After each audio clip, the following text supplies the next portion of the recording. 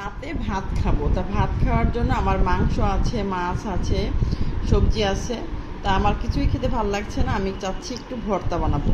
এখানে আমি মসুরি ডাল সিদ্ধ করে নিয়েছি আর মরিচ ভেজে নিয়েছি। এবার মরিচটা আমি লবণ দিয়ে মেখে তারপরে ভর্তাটা বানাবো।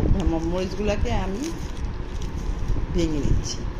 মরিচগুলি মেখে নেওয়ার পরে আমি এখানে পেঁয়াজ কুচি করে নিয়েছি, পেঁয়াজগুলোকে মরিচ আর পেঁয়াজ একসঙ্গে মেখে নিচ্ছি। এবারে দিয়ে দিচ্ছি সরিষার তেল।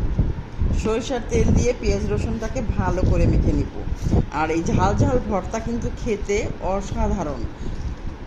এবার দিয়ে দিচ্ছি ধনেপাতা কুচি। ধনেপাতা কুচিটাও আমি পেঁয়াজ মরিচের সাথে মেখে নিচ্ছি। এইবারে এই যে ডালগুলি ভালো করে সব পেঁয়াজ রসুন আর পেঁয়াজ মরিচ আর ধনেপাতার সাথে মেখে নিচ্ছি। যখন কোনো কিছু খেতেই ভালো লাগে না, এরকম ঝাল ঝাল